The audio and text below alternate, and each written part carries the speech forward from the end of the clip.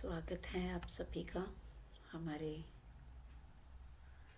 रात की जो सीरीज चल रही हैं विजडम एंड मेडिटेशन। तो अवनिमा का जैसे ख़त्म हुआ और जिन जिन्होंने अपनी जिम्मेवारी ली थी कि हम मेडिटेशन कराएंगे वो अभी तैयार रहें। सबके लिए मौका है, आप अपने अपने नाम दे सकते हैं कल के लिए भी और नेक्स्ट वीक के लिए भी कि आप लोग ध्यान करवाएं। नेक्स्ट वीक का जैसे कल का भी नाम दे सकते हैं आप और नेक्स्ट वीक के लिए भी आप चूज़ कर सकते हैं कि कौन कौन सा दिन आप लेंगे मेडिटेशन के लिए। तो अच्छा रहेगा कि अगर आप खिड़कियां खोलेंगे, क्योंकि आज का टॉपिक है, शुरू में अगर इंटरएक्टिव रहेगा तो ज़्यादा बढ़िया रहेगा, क्योंकि मैं बोलूँगी तो वो उतना ही। आज का हमारा टॉपिक था pain, what the pain is trying to tell us। Counsellor बनने जा रहे हो बहुत सारे लोग, कई बन चुके हो, तो दर्द दर्द क्या होता है? हाँ जी मैम, आत्मना मैम। आत्मा मैम, दर्द दर्द अगर पेन हम समझे उसको दुख कह सकते हैं, पर वो दुख होता है जो शारीरिक दुख नहीं। मेरे हिसाब से जो जिस तरह मुझे समझ आया कि जो हमारे मन के अंदर होता है, बॉडी लेवल पे नहीं, शायद उसको दुख कहा जाएगा एक्चुअल में। और अगर हमारे मन के हिसाब से कोई काम नहीं होता तो हमें ज्यादा दुख होता है। अगर वो मन के मुताबिक हो गया तो दुख नहीं हुआ, अगर मन के मुताबिक नहीं हुआ तो दुख हो गया। यस। और बाकी सब जने दुख तो हम छोटे होते से ही देखते हैं ना, जब तक बोलना नहीं आता था तो जब रोते थे तो वो भी एक पेन की अभिव्यक्ति ही थी ना, कि पेन हम एक्सप्रेस कर रहे हैं। हर कोई इसके पहले तो पेन कितनी तरह का हो जाता है। Yes, a lesson. ठीक है, कितनी तरह का पेन होता है? कितनी तरह का? मंजुला दी, हाँ जी। मंजुला दी ने कुछ बोला था। आत्मन दीदी, जी, आत्मबंधन। मैं ये कह रही हूँ, जब हमारे को कोई कुछ कह देता है, अगर हम बर्दाश्त नहीं कर पाते तो उससे भी हमारे को दुख होता है। करते करते भी अगर हमारे को कोई ना सिला दे तब भी दुख होता है। हाँ, और दर्द के प्रकार, एक तो सबसे पहले दर्द तो बहुत प्रकार। ये तो आप सब लोग जैसे स्पिरिचुअलिटी में आ गए ना, सब लोग मन भावनाएं, ये भावनाएं भी हैं, किसी ने कुछ कह भी दिया, ये तो सारा बस वो इमोशनल पेन आ गया। सोशल भी हो सकता है मैम। हाँ, यस। मीनू, मीनू के पास। सामाजिक दुख मैम, सोशल। हाँ, ठीक है, सोशल। सबसे पहले तो हम जब दुनिया में रहते हैं तो पहले सबसे पहले हमें शरीर के दर्द का अनुभव होता है। जहाँ तक जब बच्चा पैदा होता है तो उस समय वो मूलाधार पे ही होता है, क्योंकि उसको खाना पीना सर्वाइवल, उसको गिर गया, कोई चोट लग गई है ना, कोई कपड़ा टाइट है, गिल्ला हो गया, सूखा हो गया, तो शुरू से अगर देखें तो उस समय तो उसका जो सर्वाइवल के लिए जो फिजिकल पेन होता है वो ही वो बता पाता है। उसके बाद जब स्वाधिष्ठान में आते हैं तो वो जब थोड़ा सा बच्चा बड़ा होता है, अगर हम सोल की एवोल्यूशन के हिसाब से देखते जाएं, जैसे आता है इन्फेंट सोल, बेबी सोल, वहाँ पर वो तेरा मेरा वो चीज़ें देखनी शुरू करता है। कोई पास में आया, किसी क्लोज के गोदी में है, किसी अनजान ने पकड़ लिया, या माँ दूर चली गई, तो वो फिर इमोशनल पेन आना शुरू हो जाता है। लेकिन आगे जाके जब मणिपुरा में आते हैं तो वो सोसाइटी के साथ जैसे यंग सोल होती है अपनी अपनी जिंदगी के, फिर आता है कि जो टारगेट तय किए थे, जो इच्छाएं थी कि इस स्कूल में उसमें जो टारगेट है वहाँ पे भी इमोशनल पेन ही। लेकिन जब सोसाइटी के साथ इमोशंस कनेक्ट होने लग जाती हैं तो यहाँ तक तो फिजिकल है मेन, इमोशनल है, मेंटल जिसको हम बोलते हैं, इमोशनल, और उसके बाद जाके जो बुद्धि के लेवल पे भी इंटेलेक्चुअल या साइकोलॉजिकल, और फिर आ जाता है स्पिरिचुअल पेन। स्पिरिचुअल पेन भी होता है।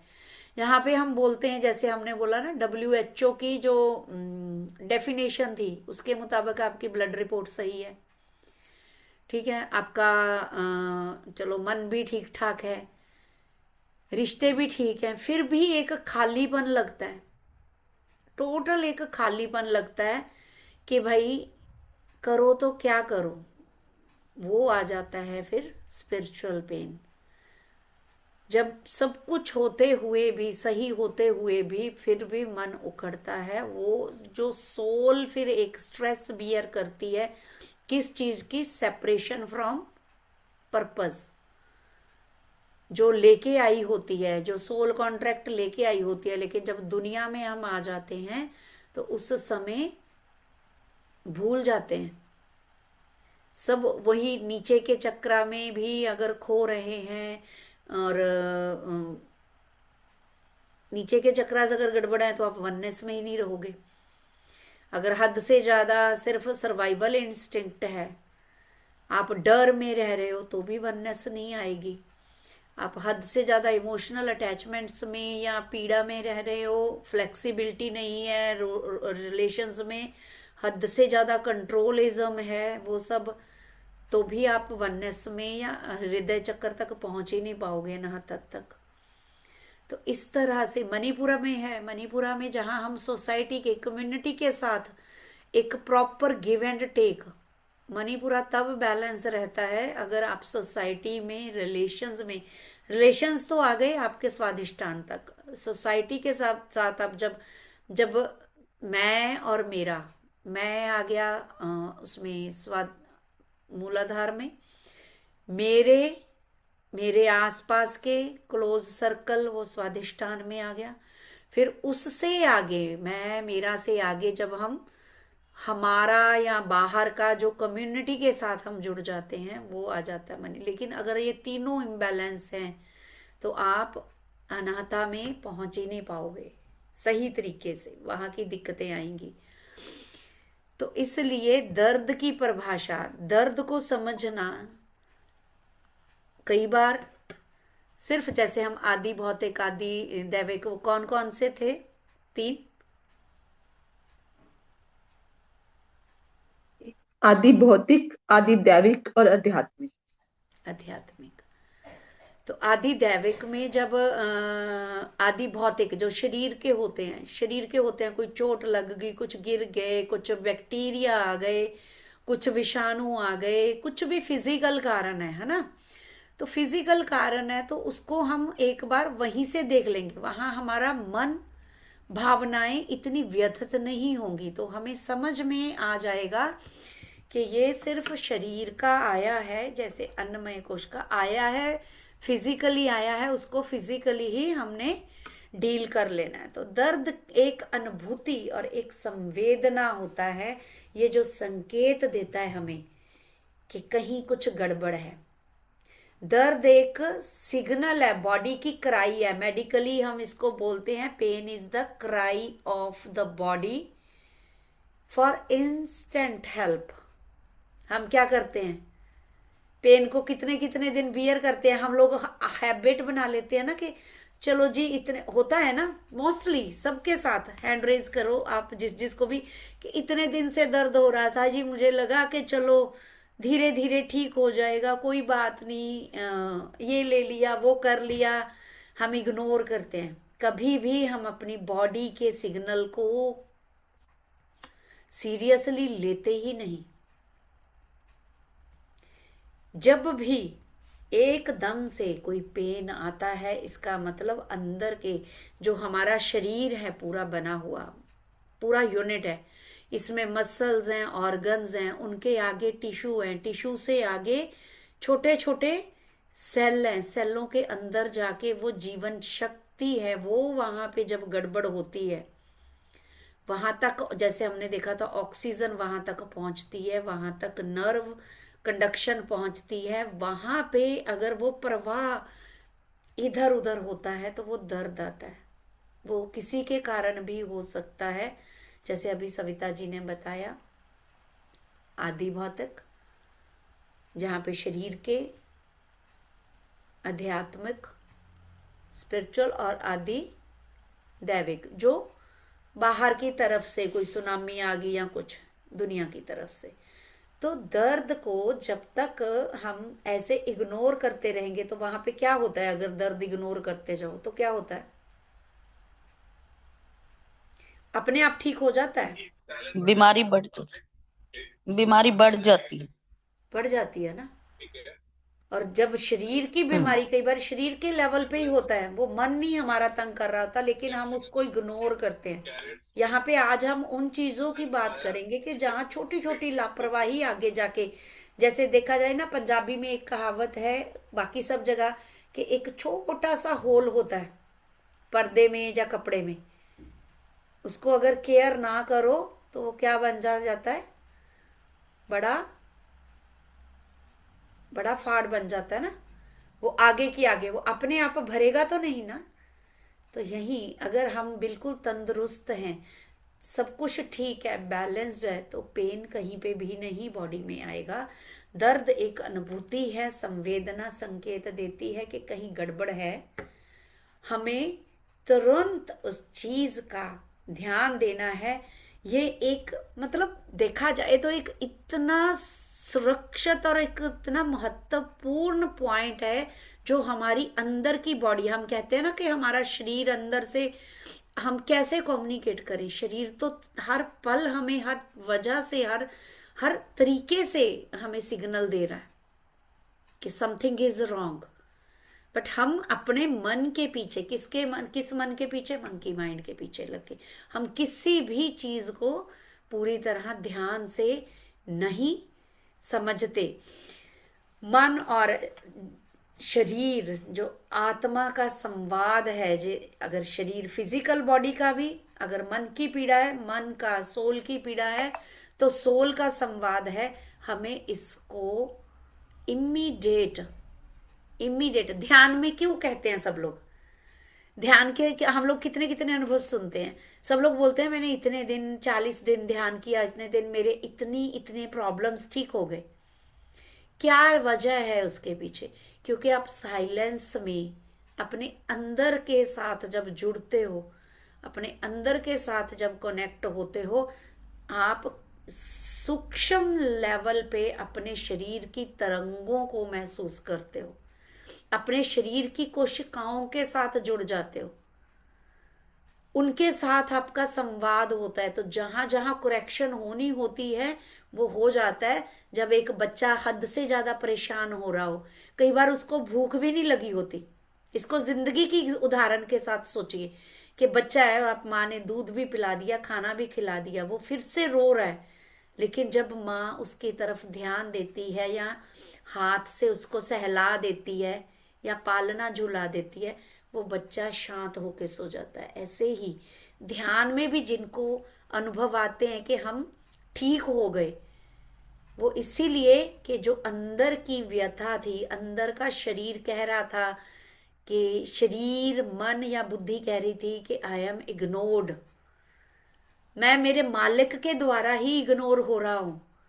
वो मालिक जब अंदर मुड़ के ध्यान देना शुरू कर देता, अपने आप के साथ जुड़ना शुरू कर देता है, तभी ध्यान के कारण आप में चेंजेस आनी शुरू हो जाती हैं।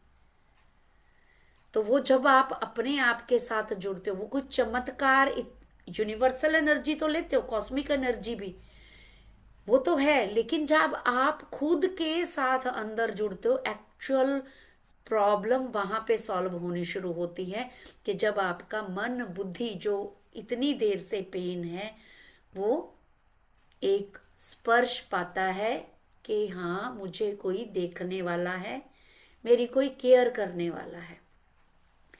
तो यहाँ पे हम देखेंगे कि दर्द हमें क्या बताना चाहता है, शरीर के तौर पे दर्द क्या। कोई तत्काल खतरा आया जिसमें हमें कुछ चोट लगी, कोई वायरल इन्फेक्शन हुआ, कुछ भी, तो शारीरिक दर्द है वो एक अलार्म है, हमें उसी समय उसका ध्यान देना चाहिए, उसको कभी भी इग्नोर नहीं करना चाहिए, क्योंकि उसी समय वो कार्रवाई की मांग कर रहा है, उसी समय वो मांग रहा है कि just do act and reset it. तो हम अगर उसको डिले करते हैं तो शारीरिक दर्द आगे जाके फिर मन के संताप तक पहुंचता है, क्योंकि शरीर का दर्द अगर मास्टर्स ज्यादा देर रह जाता है तो वो धीरे धीरे फिर मानसिक पीड़ा में कन्वर्ट होना शुरू हो जाता है। तो जब हम चल रहे होते हैं कि जैसे कोई भी किसी तरह का भी पेन है वो चल रहा है लंबे समय से, तो उसको आप इमीडिएट ठीक करने की कोशिश करिए, क्योंकि वो मूलाधार शरीर के लेवल पे है। वहां पे अगर गड़बड़ हुई, उसको आपने इग्नोर किया, तो वो डेफिनेटली आपके माइंड पे इफेक्ट करेगा और वो आगे फिर इमोशंस को डिस्टर्ब करेगा। मानसिक और भावनात्मक दर्द क्या होता है? वो होता है कि जब तुम्हारी भावनाएं, विचार अच्छे से प्रसारित नहीं हो रहे, आप कन्वे नहीं कर पा रहे उनको, या तो अपने आप को, कई बार होता है ना कि हम बिना वजह चिड़चिड़ाहट मचा रहे होते हैं, हमें पता ही नहीं होता, बच्चा भी पता ही नहीं होता कि हमें चाहिए क्या। वहां पे हमें रुकना है, अपनी इमोशंस को, अपनी भावनाओं को सोचना समझना है, फिर देखना है कि यस मेरी भावनाएं क्या, चिंता, उदासी, जो 6 पैशंस हैं उनके साथ साथ कि मुझे क्या टेंशन हो रही है, वरीज हो रही है। जैसे हम पेशेंट्स को कराते हैं कि आई रिलीज माई वरीज, फिर एक एक फिंगर के साथ I release my anger, I release my anxiety. तो पहले उनको शांत होके महसूस कर लो कि वो है क्या, उसके रूबरू एक बार हो जाओ, उसको डिले नहीं करना।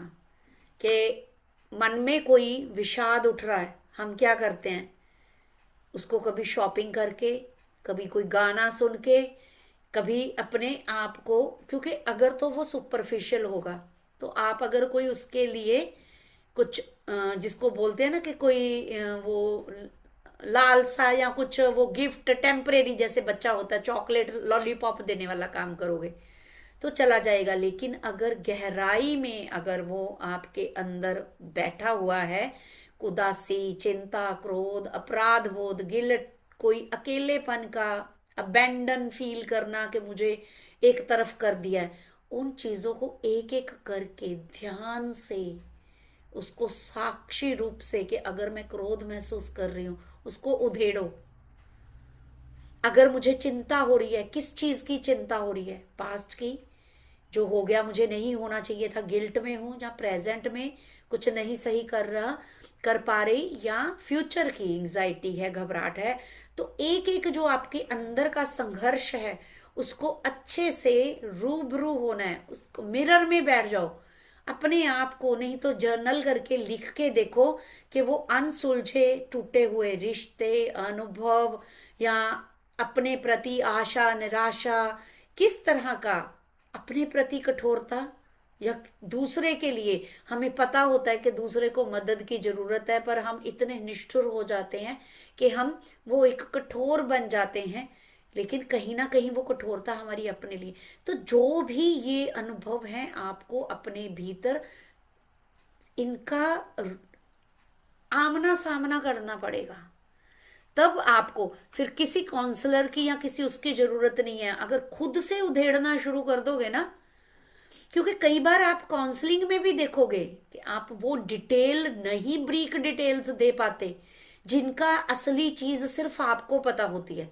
तो उसको जैसे होता है ना कि अगर निटिंग गलत हो जाती है, कौन कौन सिलाई कर लेता है, तो वो फिर उधेड़ता है ना, उधेड़ते हैं ना, हम वहां तक उधेड़ते हैं जहां तक वो जो एक कुंडा उल्टा बुना हुआ, वैसे ही अपने उसको उधेड़ने की कोशिश करनी है। आज का ये टॉपिक मैंने इसीलिए लिया, हम कभी रिश्तेदारी में किसी को बताते हैं लेकिन हम एक एस्पेक्ट ही बताते हैं, सामने वाला आप कुछ और बताने की कोशिश कर रहे होते हो, सामने वाला जहां पे जिस चक्रा पे वाइब्रेट कर रहा वो उसी हिसाब से ही सुनेगा उस चीज को।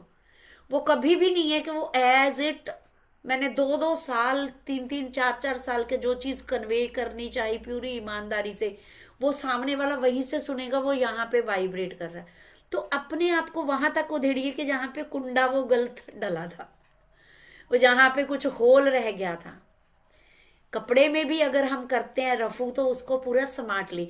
तो जो आप साक्षी भाव से अपनी जो अंदर के अनसुलझे विचार हैं, अंदर की कठोरता या वो कुछ इमोशनल डिमांड है जो मन की, उनको तभी कहते हैं जर्नलिंग लिखने का मतलब। हम बोल के बता देते हैं, उसको हम देख नहीं सकते साक्षी भाव से, लेकिन जब आप जर्नलिंग करते हो ना, आप अपने विचारों को देख भी पाते हो। तो इसलिए उस समय अपनी भावनाओं को स्वीकार करो और उन्हें अभिव्यक्त करो। पहले उनकी अच्छे से चर्निंग करो खुद के साथ। कई बार तो ऐसा होता है कि कुछ मैसेज कर दो, लिख लो, फिर होगा नहीं यार, इतने की तो जरूरत नहीं थी, उसको और छोटा करते करते, और कई बार तो डिलीट ही करना पड़ जाता, लोड ही नहीं थी, होता है। तो ये तब जब आप अपने साथ बैठोगे, क्योंकि अपना दर्द आप खुद का सिर्फ स्वयं जानते हो। क्योंकि अगर दूसरा भी जानता होता दर्द, तो इतने टेस्ट बाहर की दुनिया में डेवलप ना होते। नहीं तो हर चीज का इलाज हो जाता है इन्वेस्टिगेशन में भी, चाहे आप एमआरआई करा लो, सीटी स्कैन करा लो, ब्लड टेस्ट करा लो, फिर भी कहीं ना कहीं कमी रह जाती है। यानी कि आप अगर खुद का एनालिसिस करना अच्छे से सीख जाओगे, तो आप अपने पेन को है और भी अच्छे से समझ पाओगे, ठीक है ना। तो इस तरह से फिर आध्यात्मिक तौर पे, स्पिरिचुअल लेवल पे क्या है दर्द, जैसे बताया कि हमें भी स्पिरिचुअल लेवल पे देखा ना, जब हम अपने गोल से दूर जाते हैं, वो भी स्पिरिचुअल टैबलेट में आपने देखा कि अगर कौन कौन बताएगा जो स्पिरिचुअल टैबलेट कर चुके हैं, कि हम लोग अगर 10% दूर जाते हैं, 20% दूर जाते हैं, या 50%, 80% दूर जाते हैं, तो क्या क्या दर्द तकलीफ आती है अगर हम सोल प्लान से दूर जाते हैं। बताइए मास्टर्स, कितने जने हैं स्पिरिचुअल टैबलेट वाले? हमारे मॉनिटर तो बैठे हैं, अमन है यहाँ पे। Major illness. अच्छा, अमन ने पहले ज्वाइन किया था, लीव कर गई लगता है। हम्म, कहाँ कहाँ पे, ये कितने कितने परसेंट पे अगर सोल से दूर गए हैं, soul. Deviation ma'am 10% paralysis. Deviation है तो स्किन प्रॉब्लम, हम्म। अगर 90% है तो फ्रैक्चर का, यस, बोन से अगर रिलेटेड। हाँ जी, अगर 180% है तो सोल से कोई हाँ जी, क्रॉनिक डिसीज आएगी। हाँ जी। हाँ तो फिर क्रॉनिक। अगर 360 है तो फिर पता ही है कि हम सोल लेवल पे डेविएशन है हमारी। डेविएशन है ना। इस 80% से 90% मस्कुलर प्रॉब्लम्स। तो हम्म, यानी कि इतना तो हम जब काउंसलर बनते हैं मास्टर्स, इस चीज को पक्का करिए जो जो हड्डी स्पिरिचुअल टूटना। काउंसलिंग में है, तो कितने परसेंट डेविएशन होने से कौन सा पेन शरीर में आएगा, तो वहां पे वो पेन रिफ्लेक्ट करेगा कि आपकी सोल चीख रही है भाई, आप इतने परसेंट डेविएट हो चुके हो। तो आध्यात्मिक संदेश क्या है इसमें, तुम अपने वास्तविक स्वरूप, अपने उद्देश्य से दूर हो गए हो,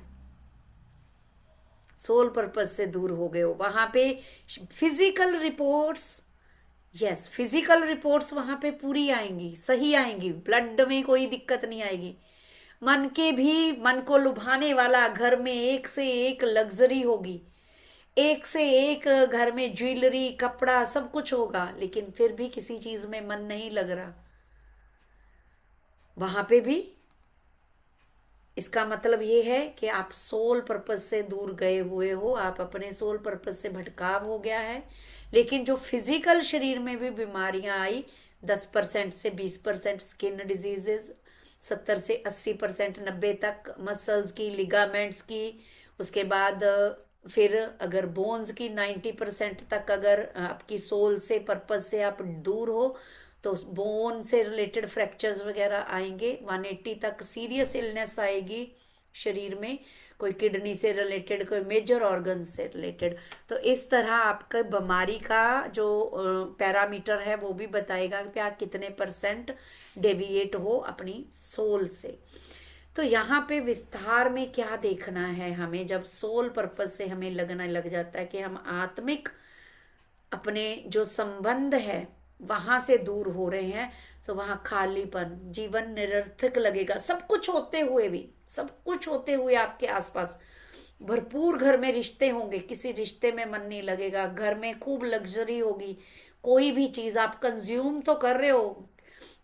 मैं कई बार पीजीआई जाती हूँ, उनमें एक ही चीज में जब अगर जाते हैं, मैं मोस्टली जब कहते हैं ना कि जब अपना दुख ज्यादा लगने लग जाता है, या तो जेल जाया हो या हॉस्पिटल में जाया हो आप, ओपीडी बड़े हॉस्पिटल में, आपको पता लग जाएगा कि आप कहीं ना कहीं बहुत अच्छे हो। तो मैं ऐसे ही करती हूँ, जब भी कभी लगने लग जाता ना कि इससे दोनों हो रहा है, तो उस समय जाके देखो। और मैंने कई बार देखा कि लेडीज इतने इतने हॉस्पिटल में इमरजेंसी में आए होते, इतने इतना गहने पहन रखे होते हैं, इतनी इतनी ओल्ड एज में होते हैं। जेंट्स में भी इतने मोटे मोटे सोने के कड़े, लेकिन दर्द या व्यथा, और साइकेट्री में तो हद से ज्यादा होते हैं।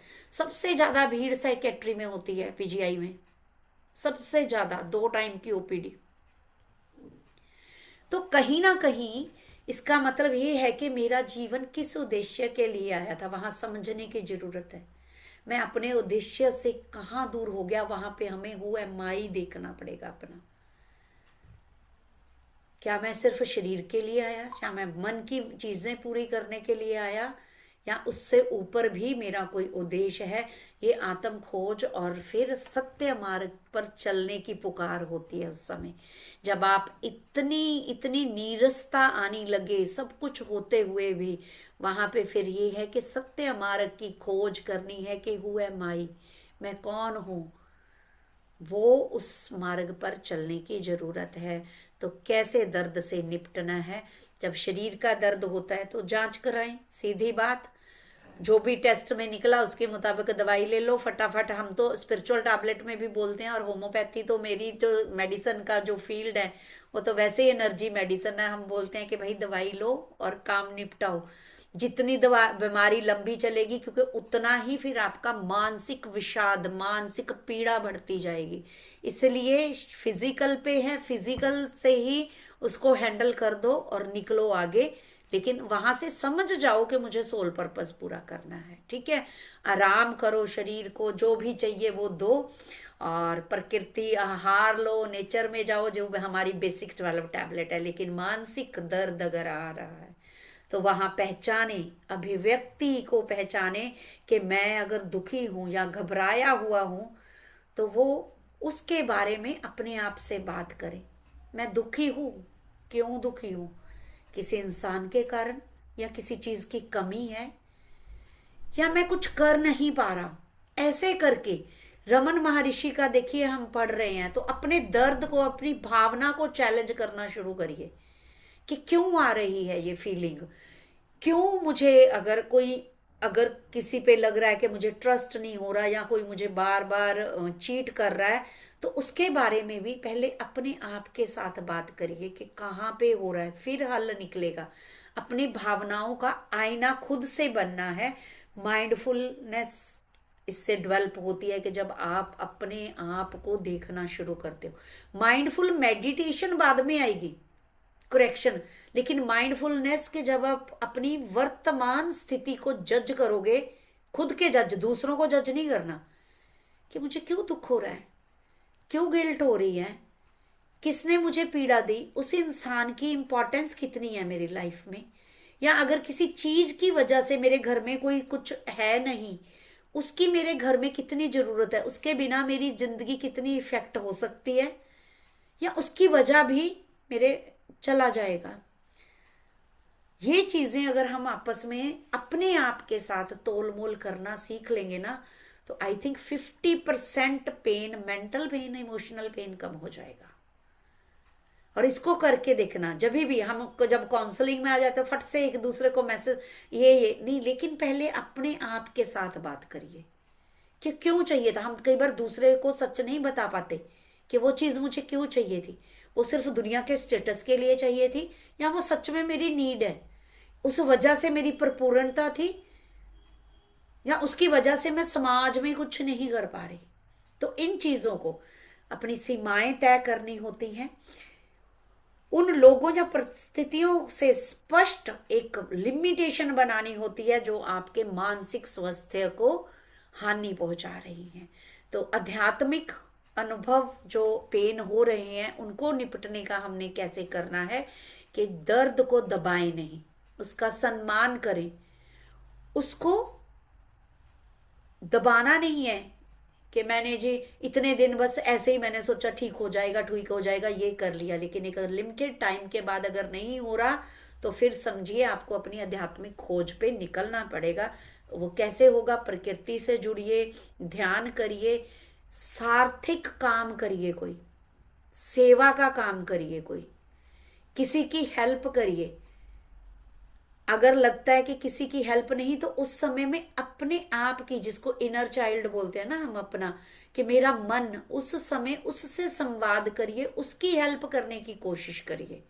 तो इस तरह से ये सब करते हुए साथ में ग्रेटिट्यूड का भाव रखिए कि ये जो दर्द आया, चाहे दर्द के लिए भी ग्रेटिट्यूड, कि चाहे भावनात्मक दर्द आया, चाहे शारीरिक दर्द आया, ये मुझे कुछ सिखाने आया है, मुझे मेरी परिपूर्णता वापस देने आया है, मुझे मेरा स्वास्थ्य वापस देने आया है।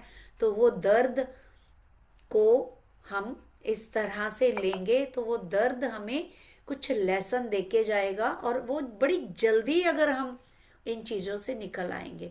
तो सारांश क्या है?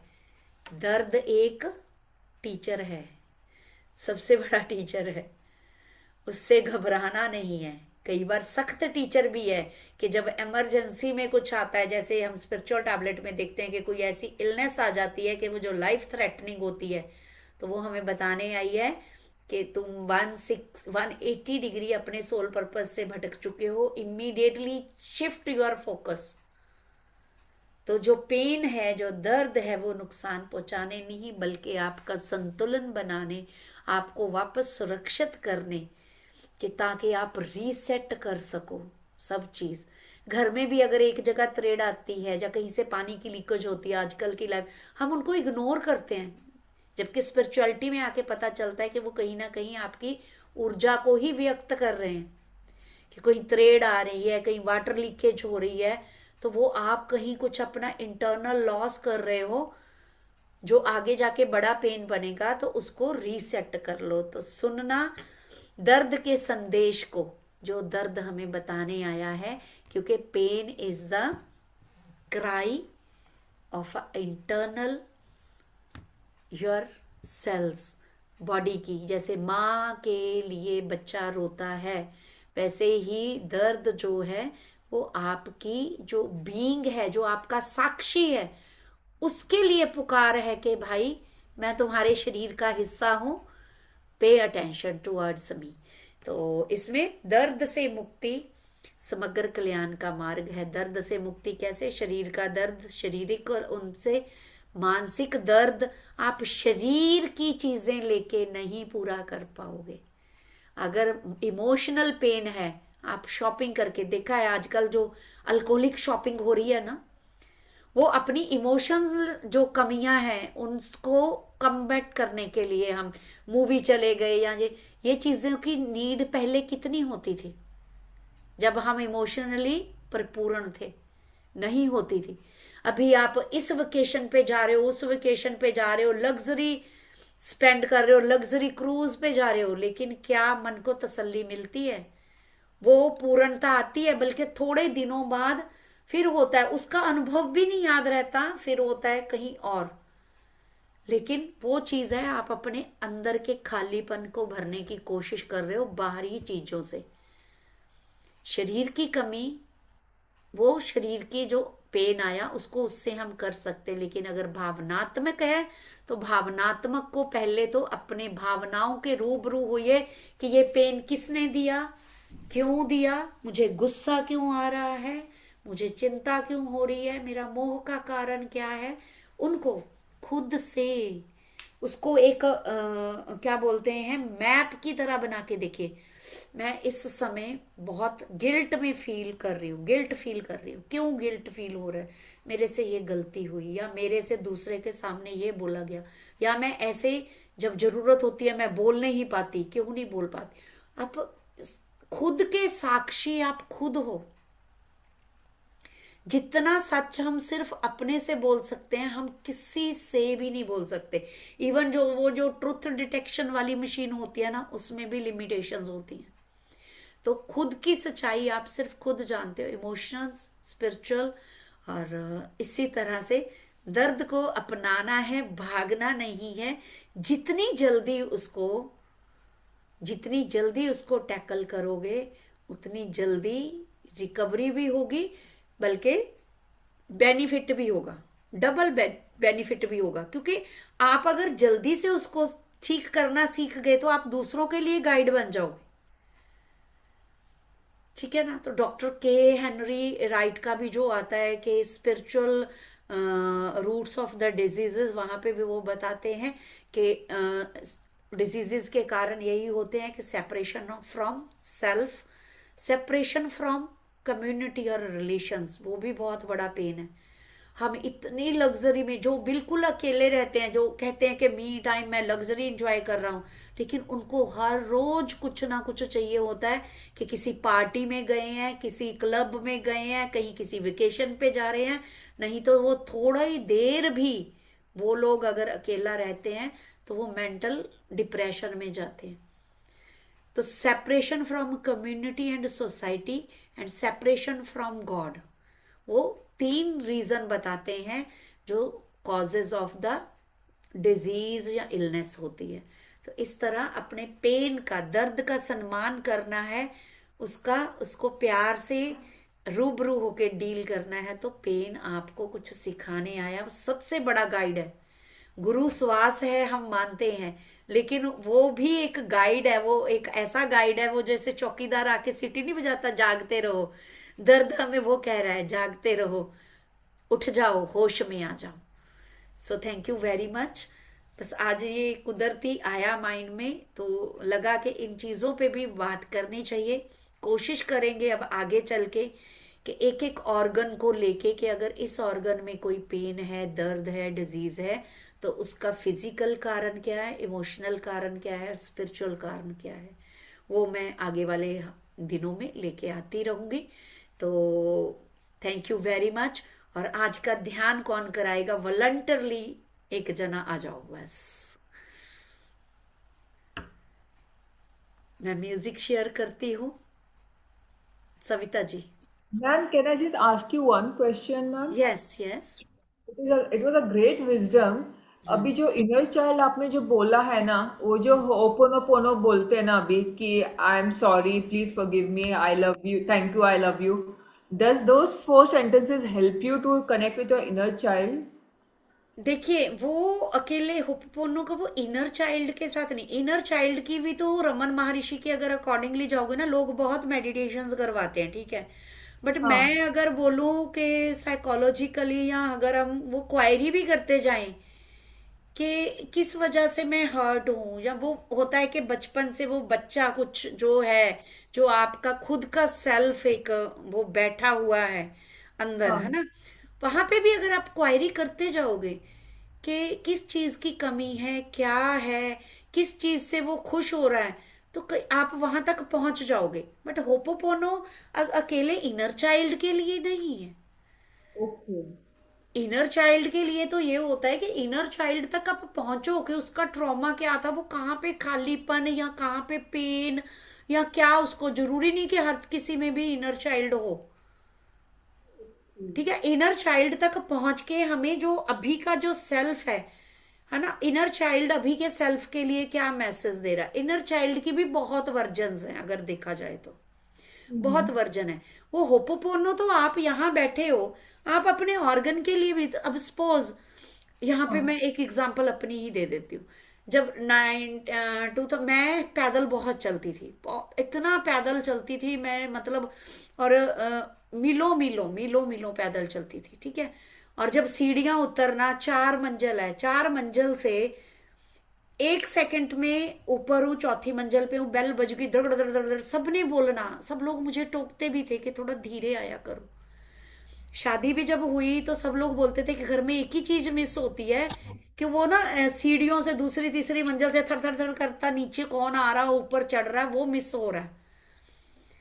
और स्टेयर्स में मैंने अपनी बॉडी की रिस्पेक्ट नहीं करी, अपने खास करके घुटनों की। और कच्चे पे तो चलते थे ठीक था, लेकिन जब मार्बल लगी हुई है वहां पे, तो वहां पे क्यों बोला जाता है कि वो एक जो सीधा वो आपके नी कुशन पे, तो वो जो मैंने डैमेज किया, और वो इग्नोरेंस के कारण जब मेरा वो हुआ, मिस स्टेपिंग हुई और सीढ़ी से ही मैं गई, तो उस समय मैं अपने घुटने को वो कर रही थी कि forgive me, I am sorry, क्योंकि मैंने आपका ध्यान नहीं रखा। हर चीज की अहमियत होती है। जो लोग अब लॉन्ग सिटिंग करते हैं, आगे झुक के बैठे रहते हैं बैड पोस्चर में, उनको सर्वाइकल का पेन आता है, तो उनको उसके लिए बोलते हैं कि अपनी नेक को पकड़ो और वहां बोलो कि I am sorry, please forgive me, I love you, thank you. क्योंकि गर्दन हमारी पूरे शरीर का वो है यार, हम उसको ध्यान नहीं दे रहे। तो होपोपोनो तो आप किसी चीज के लिए भी कर सकते हो ना, वो कृतज्ञता है। ये शरीर जो हमारा साथ दे रहा, हम तो सो जाते हैं, अंदर हमारे लंग्स अपने आप चल रहे हैं, हार्ट अपने आप वर्क कर रहा है, तो शरीर के तो एक एक अंग को कृतज्ञता देनी चाहिए। नाक से अगर यहाँ से ऑक्सीजन लेनी बंद कर दे, हम खत्म। तो ये नाक के नथनों को भी तो हम कर्तव्य देंगे ही ना, ग्रेटिट्यूड, कि भाई मैं तो सो रहा हूँ जो सारे दिन का थक के, तो अपने आप ऑक्सीजन पहुंचा रहा है, कार्बन डाइऑक्साइड बाहर निकाल रहा है। तो होपोपोनो तो हम किसी को के लिए भी कर सकते हैं ना, जहां पे भी हमें लगे कि हमें उनको ग्रेटिट्यूड देना है, हमने उनको इग्नोर किया विदाउट अंडरस्टैंडिंग, ये भी नहीं होता। अभी रिसेंट मेरे 2 केस ऐसे थे पेशेंट्स के, उनको इतनी देर से, उन्होंने कोर्स भी कर रखे थे, इतने कॉस्टली, क्योंकि बाहर तो अगर एनआरआईज हैं तो वहां तो अच्छे खासा अमाउंट लेते, लेकिन she was stuck with her pains. और क्योंकि जब उसका केस लिया, उसकी जो अपने फादर के साथ रिलेटेड इमोशंस थी, तो अब जो मेरी लर्निंग है और उसके मुताबिक हमारी गुरबानी की टीचिंग्स है, तो फादर के वाटर एलिमेंट से उसको कनेक्ट कराया, पानी में पैर रख के उसको मैंने बोला कि होपोपोनो करना शुरू करो, और with in 1 month she improved. और अदरवाइज वो कहते, जब मुझे वहां के कौंसल जिनसे कोर्स किया था, अगले ने फीस ले ली, जब भी वो बोलती थी कि मैं लिख तो रही हूं, मैं बट इससे रिलेट ही नहीं कर रही मैम, लिखने को लगता, मैंने उसको अलग अलग कलर्स से भी बोला, नहीं मैडम मैं लिख, आप लोग बोलते हो कि मुझे लिखना है, बट मेरा लिखने को मन ही नहीं करता इसको, मैं रिलेट ही नहीं कर पा रही। और जब उसको पंचभूत के साथ कनेक्ट करवाया, then she start writing it very well और start feeling that very well. But journaling करना ही चाहिए क्या मैम? बहुत जरूरी है, जो कि मैं भी मिस करती हूँ, बट पहले मैं करती थी। डायरियों की डायरी बहुत जरूरी है, उसी से ही आप अपने विचारों को आईने की तरह देख पाओगे। अदरवाइज मैसेज इतने बड़े बड़े लिख के, कई बार तो होता है कि इतने बड़े बड़े मैसेज लिख के भी डिलीट, यार इतनी इसकी तो जरूरत नहीं थी, इसकी जरूरत नहीं थी। आप देखोगे आप 0 तक आना सीख लोगे ma'am. But you don't like वापस वो पढ़ के वापस हम बैक नहीं जाते, फिर अगर वो लिखा और देन वापस वो कोई बात नहीं, उसको देखो ना, उसको समराइज करने की कोशिश करो कि इसमें से मैं कुछ कट कर सकती हूँ, कुछ अननेसेसरली है, पेंसिल से लिखो ना, तभी हम पेंसिल से लिखने को बोलते हैं कि उसको कट करो उतने को जितना नीडेड नहीं है। इम्पोर्टेंट देखोगे वो सिमट के रह जाएगा बस। ओके, ठीक है ना, थैंक तो यू वहीं सो पे मच, ऐसे ही अपने पेन को, ठीक है जी, thank you so much, thank you. और आप और किरंगी अभी मेडिटेशन के लिए, आप लोग जो नए वाले हो, नेक्स्ट वीक में टॉपिक मैं लिया करूंगी मेडिटेशन, आप अभी रेडी रहो। सविता जी मैं म्यूजिक शेयर करूं जी, मीनू जी, बीना जी भी वेलकम, खुशबू, गीतिका जी, आप लोग भी मेडिटेशन करवाने की कोशिश नहीं करना, आप करवाओगे कमिंग डेज में, ठीक है यस जी। मैम। कितने तक कराना मैम? 10:15 तक? हाँ गाइडेंस दे दो, मैं 10:30 तक म्यूजिक चलाऊंगी, ठीक है जी, ठीक है ना, हाँ 10:30 तक म्यूजिक चलेगा। ठीक है। थैंक यू मास्टर्स, क्योंकि मेडिटेशन के बाद हम शांति से ही लीव करेंगे। Over to you Savita ji, मैं म्यूजिक शेयर करती हूँ। आत्मवंदन दोस्तों, आओ अब हम आनापानासती ध्यान की तरफ चलें। जैसे कि सभी को पता है, हम ध्यान में जाने से पहले अपने 3 लॉक लगाएंगे। अगर किसी ने चश्मे पहने हैं तो उतार के उसको साइड में रख देंगे। अपने हाथों की उंगलियों को उंगलियों में फंसाएंगे। सुख आसन में बैठेंगे। अगर कोई बेड पे या चेयर पे बैठा है तो अपने पैरों को क्रॉस करेंगे। आंखों को कोमलता से बंद कर लेंगे और 3 गहरी लंबी सांस लेंगे और बहुत आराम से धीरे धीरे उनको बाहर छोड़ेंगे।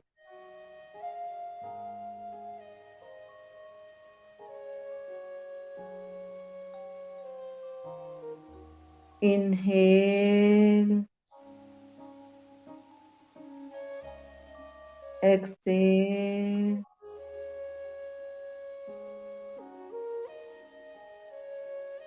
Again inhale. बीच में कुछ सेकंड का पॉज लेना है। Exhale,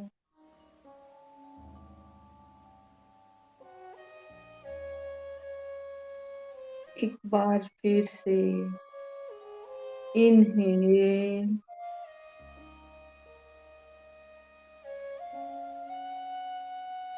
exhale. अब दोस्तों, सिर से लेके पैर तक अपने शरीर का हर एक अंग सबको ढीला छोड़ दो। बिल्कुल रिलैक्स, किसी भी तरह का कोई भी तनाव नहीं। बिल्कुल रिलैक्स होकर अपनी सिर्फ आती और जाती सांसों की तरफ ध्यान लगाना है कि वो किस तरह आ रही हैं और किस तरह से बाहर जा रही हैं। अपनी सांसों के साथ भी दोस्तों किसी भी तरह की जोर जबरदस्ती नहीं करनी। नेचुरल तरीके से जैसे भी आ रही हैं उनको आने दो।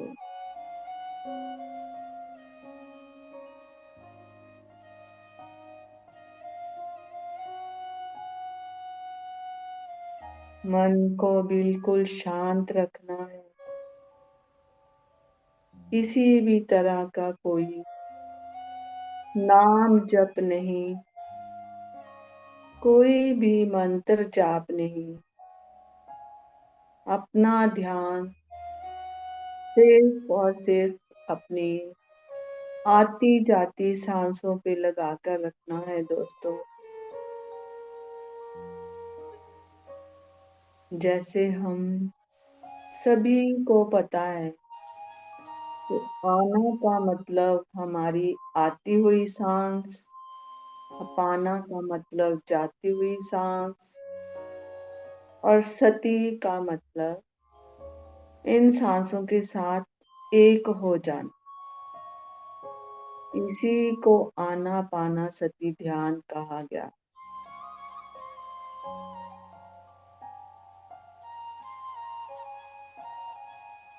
हमारा माइंड जो है वो मंकी माइंड की तरह, हम कितनी भी कोशिश कर लें विचार तो आएंगे ही, पर लेकिन हमें इन विचारों को एंटरटेन नहीं करना है। इन विचारों से ध्यान हटाकर अपना ध्यान फिर से अपनी आती और जाती सांसों की तरफ ले जाना है।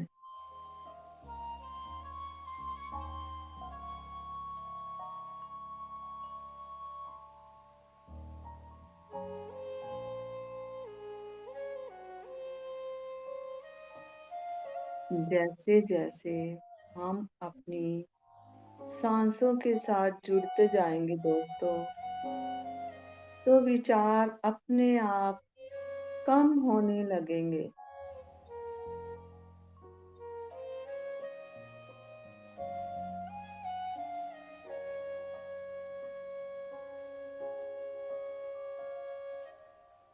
जिस तरह बताया गया है कि सांसें ही हमारा गुरु है। अगर हम इनके साथ जुड़ते जाएंगे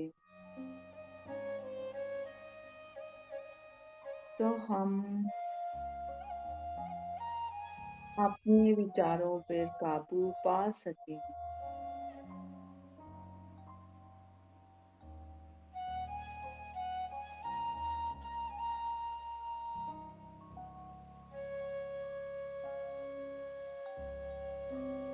जब भी दोस्तों किसी भी प्रकार का ज्ञान हम लेने बैठे तो हमेशा एक एम्प्टी कप की तरह बैठना चाहिए। चाहे हमें पहले बहुत कुछ पता है, लेकिन हमेशा ये सोचना है कि मैं बिल्कुल अपने मन को शांत कर कर खाली करके बैठना है कि जो सामने वाला बता रहा है उससे मैंने आज कुछ अच्छा सीखना है, कुछ ज्ञान लेकर जाना है।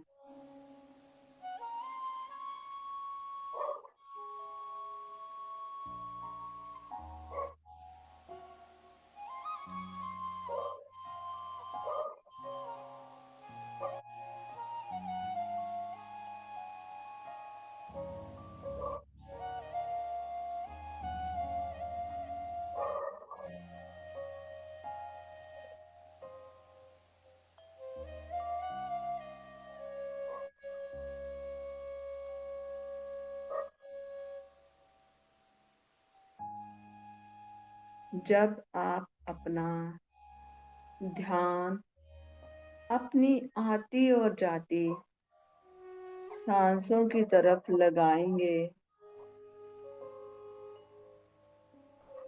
तो अपने मन को शांत होता महसूस करेंगे, क्योंकि यूनिवर्स से हमें ज्यादा से ज्यादा कॉस्मिक एनर्जी मिलेगी।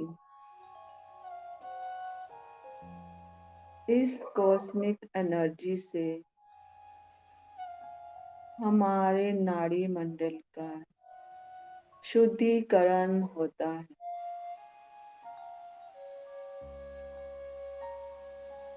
हमारी आने वाली सांसों के साथ ऑक्सीजन हमारे अंदर पॉजिटिव थॉट्स लेकर आती है, पॉजिटिव एनर्जी लेकर आती है, और बाहर जाती हुई सांसें नेगेटिव थॉट्स को बाहर लेकर जाती है।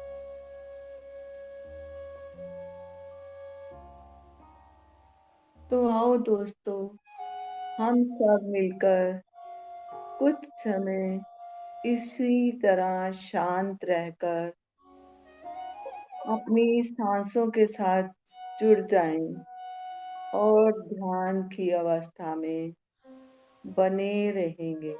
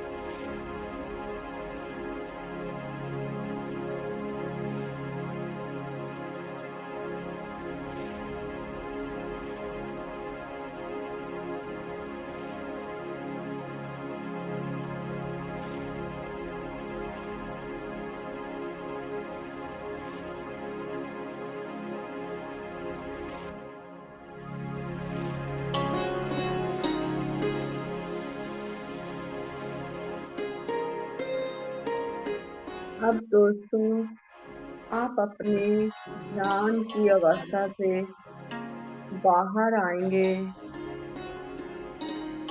जहाँ पे बैठ के आप ध्यान कर रहे हैं उस जगह को महसूस करेंगे दोस्तों। अपने भौतिक शरीर को महसूस करेंगे, अपने हाथों और पैरों की उंगलियों को धीरे धीरे हिलाएंगे, अपनी हथेलियों को अपनी आंखों के ऊपर रखेंगे।